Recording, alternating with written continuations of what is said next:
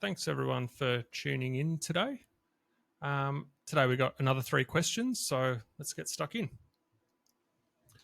So the first question comes from AB, who is a managing partner from a firm in Adelaide. And the question is, my practice manager wants to use Canva for everything, from client alerts to pitch decks.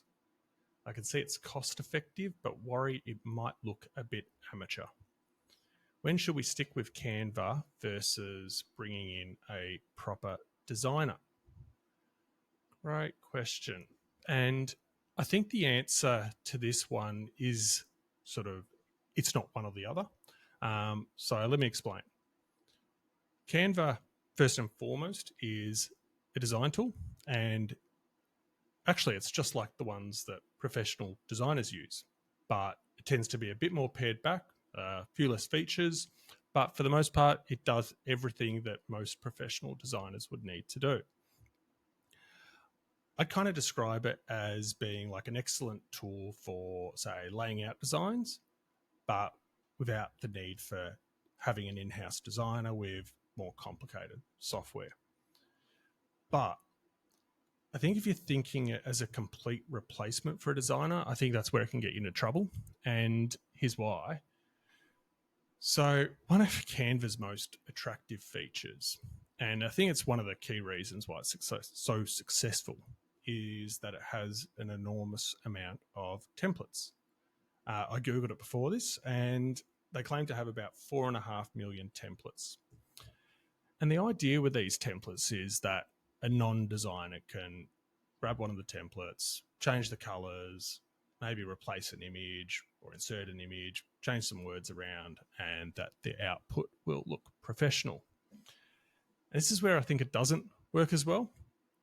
So even with like millions of templates, the outputs just look like they've been done unprofessionally.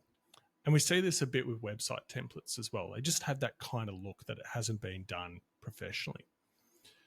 So my advice would be, if you want to appear professional, which it sounds like you do, and which you should, but you want to save some money, it would be to have a professional designer prepare some custom Canva templates for all your use cases. So for a law firm, it's usually going to be social media posts, event invites, say staff announcements, so someone's joined the firm, that type of thing.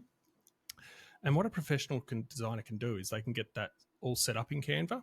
It's completely bespoke to your branding, but it's something that then your practice manager would be able to populate. So I thought maybe another way just to kind of explain this would be to give you an analogy. So mentioned in your question that you're a general practice. So let's say, for example, that you help businesses with commercial contracts.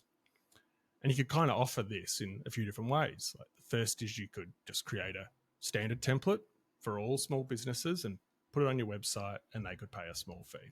That might be like option one. Option two might be you could set up a precedent that's specific to their business, and then that business can go and self-populate the contract each time. And you got like kind of an more extreme version. Again, it's going to depend on the clients, but you could prepare a client every single time you could prepare a contract every single time the client needs one. And so there's probably going to be a bit of a setup fee and then like an ongoing fee for every time you need to update it. And obviously option 3 would be the best result. It's going to be the most safe result. But option 2, where you've given them a template that they can then self-populate, is pretty practical. I think option 1, just a blanket kind of template that any kind of business use that they can self-populate, is obviously going to be issues with that. And whilst the stakes aren't as high, like a legal contract versus, say, the design of a social media post, it's not the same. I'd still argue that, like, as a lawyer and a law firm, you've got years, if not decades of experience. You've spent all this money on education and on the firm, and you've got staff all who've done the same thing. I think it warrants getting some professionally designed templates. It's a pretty small investment to make all that kind of hard-earned experience and expertise look professional in front of your clients and your referrers and your prospects. So wrap it up. I think Canva is a great design tool for an in-house practice manager to use, but you'll get a much better result from having a professional designer set it up for them to populate.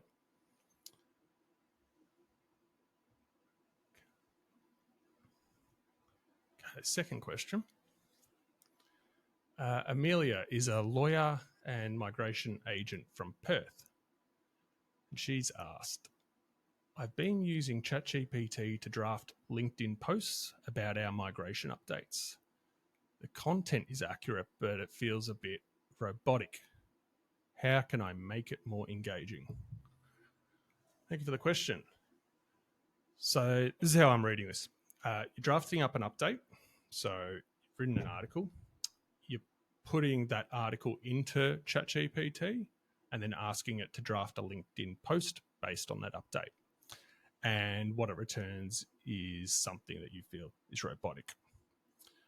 So the first suggestion I'd have is to ditch ChatGPT for Claude. In my experience, and many, many others, if you do a bit of research on this, Claude does a much better job of creating creative writing than ChatGPT. So once you've got a professional Claude account, there's a few ways you can get AI to write in a less robotic and more human-like kind of way. And there's two main ones that I'd suggest. The first is to prepare a style guide document. And this might sound a bit sort of meta, but you can use Claude or ChatGPT to actually create your style guide document. Late last year, I did a few sessions on this. You can find them on our website, where I've made a ChatGPT and Claude tool to help you create an extensive style guide document. You'll see that 2-part guide on our website. Or you can just create a shorter one and just give Claude some key rules about how you write. And I would say the more info, though, that you give it, the better the result that you'll get. The second thing you can do, and this is really kind of easy and powerful, is you can supply Claude with examples of LinkedIn posts that you've already written that you're really happy with. And in your prompt, tell it to write in the style of the example you've provided. So go, here's an example. Here's my article that I want a LinkedIn post. Here's another example of a LinkedIn post I'm really happy with. Can you write it in this style? So to take that to the next sort of level and make this easy for you, if you're doing this quite regularly, is you can do what's called a project. You can create a project in Claude. So you only have to set this up once and then just use that project every time you want to draft a LinkedIn post. So what you do to do that is you need to give it some background knowledge. So as we discussed, you'd give it the style guide and you'd give it some examples of LinkedIn posts that you like.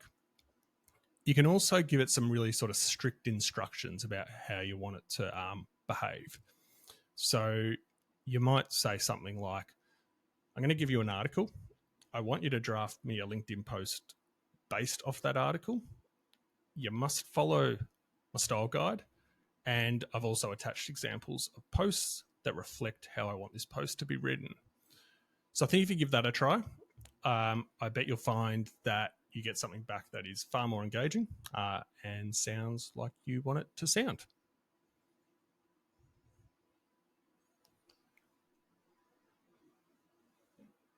Liam from the UK has asked, I'm thinking of starting a podcast interviewing insurance industry leaders about risk management. I'm not sure if it'll be too dry or what questions would keep listeners engaged. Ideas. Okay. So Liam, I think that sounds pretty boring to me. I do. But I'm a business owner. I'm a marketer. I work for lawyers. I am not the target audience. So I consume content about marketing, the legal industry, running a business. But your market is senior insurance executives. They probably do the same, but they will do it for the insurance industry. So I think they will be interested in what you have to offer. And you've mentioned a podcast, and I think that's a really good thing to do. We're going to cover maybe some other things you can do as well. But they are likely to be listening or watching or reading information about the insurance industry. I don't think there's any question about that.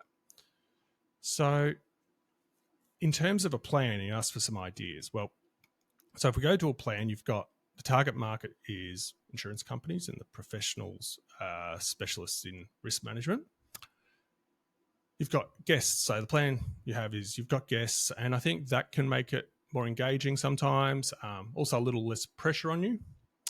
In terms of length, well, I think it's a common question we get is how long should it be? And I think it depends on the format. So let's move to the format and come back to length.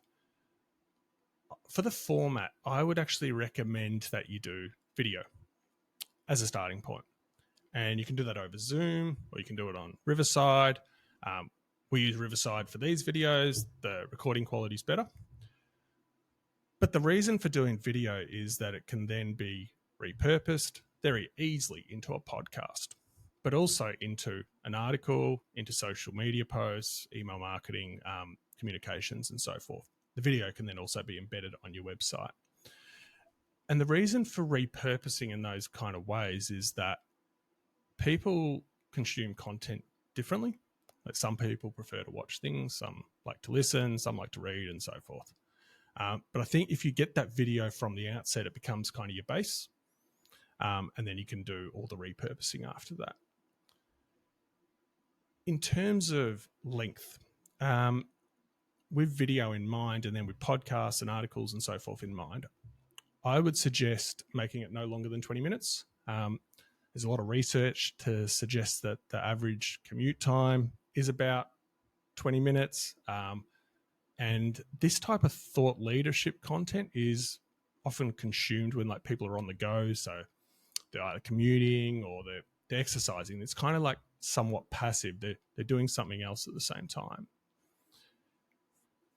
In terms of topics, so some ideas for topics, I don't know enough about the insurance industry necessarily to give you those kind of explicit topics that you might want to cover, but to help you generate some ideas, it'd be thinking about, well, what are your goals? Is it like you want to be a thought leader? Is it it's an excuse to reach out to industry people with like an invite? Hey, please come on my podcast. And it's a really good strategy, by the way. It's much better than just asking them for a coffee. Think about your exact audience and how experienced are they. So like the content needs to be kind of at that level. If they're like C-suite executives, well, it needs to be kind of pitched at that level. If they're juniors, well, then obviously it needs to be pitched at that level. I would, in terms of like generating ideas, a simple question I've found that works really well is, well, what do they want to know? But the answer to that is like everyone wants to know what everyone else is doing. So if you can kind of make each topic about uncovering that in some way, like finding out what everyone else is doing, I've found that's always like a winning formula. So to wrap that up, my advice would be to think about your goals. I think commit to a series. So maybe something like 6 episodes and see how it goes. When you launch, try and launch with at least, say, 3 episodes in your back catalogue. It's going to make you feel a little more in control and it'll make things feel like a little less urgent.